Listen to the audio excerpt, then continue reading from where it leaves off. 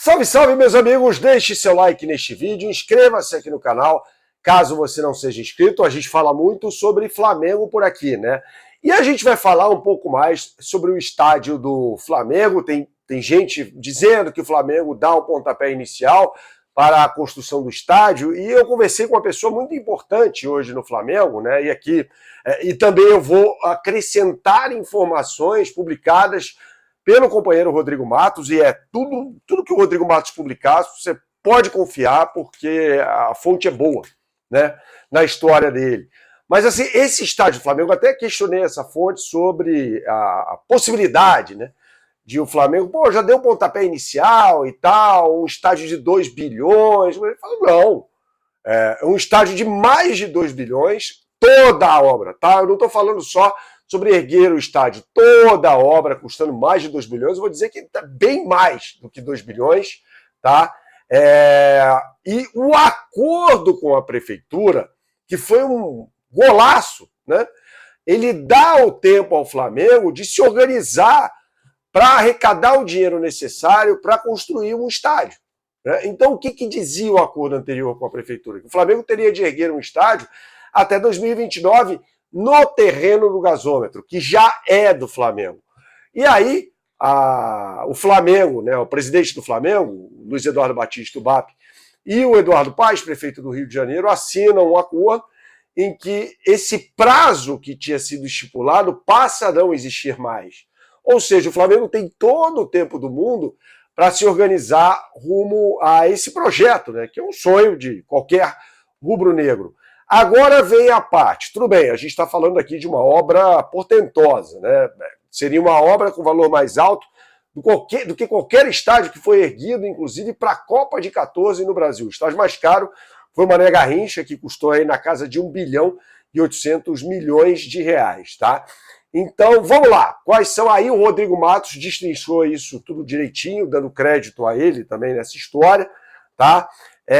O acordo, em primeiro lugar, favorece o Flamengo a conseguir esse dinheiro, né? O faturamento do Flamengo deve ficar na casa de 1 bi 700, 1 bi 800, na melhor das hipóteses, beirando os 2 bilhões de reais, quem sabe, mas de acordo com a reportagem do Rodrigo Matos, 1 bi 700 é a estimativa, tá? Então o Flamengo vai precisar de dinheiro novo entrando, vai precisar de dinheiro novo, tá?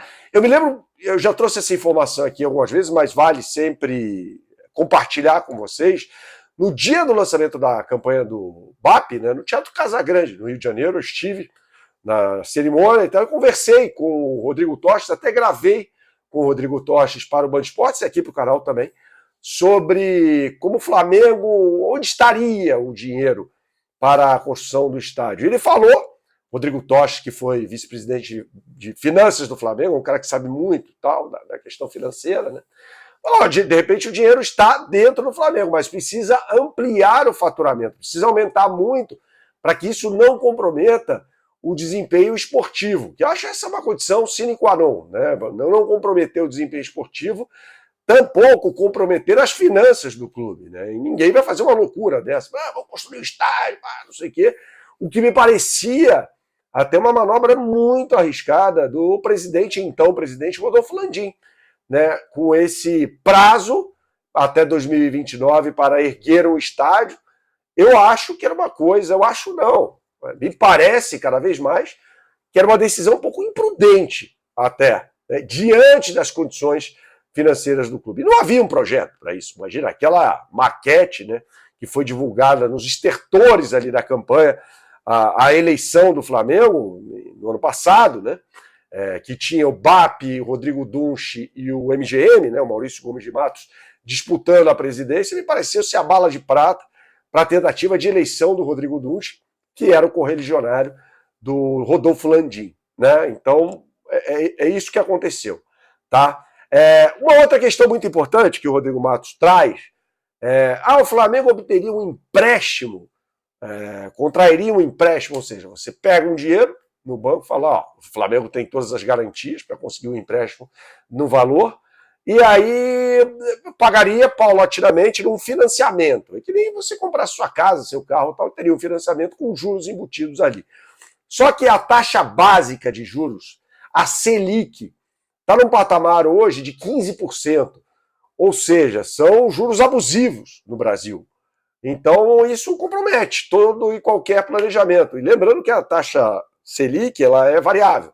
Aí teria de ser um empréstimo, ainda que fosse firmado um empréstimo, um acordo para um empréstimo, um financiamento, que fosse com a Selic vigente do momento da assinatura do acordo, né?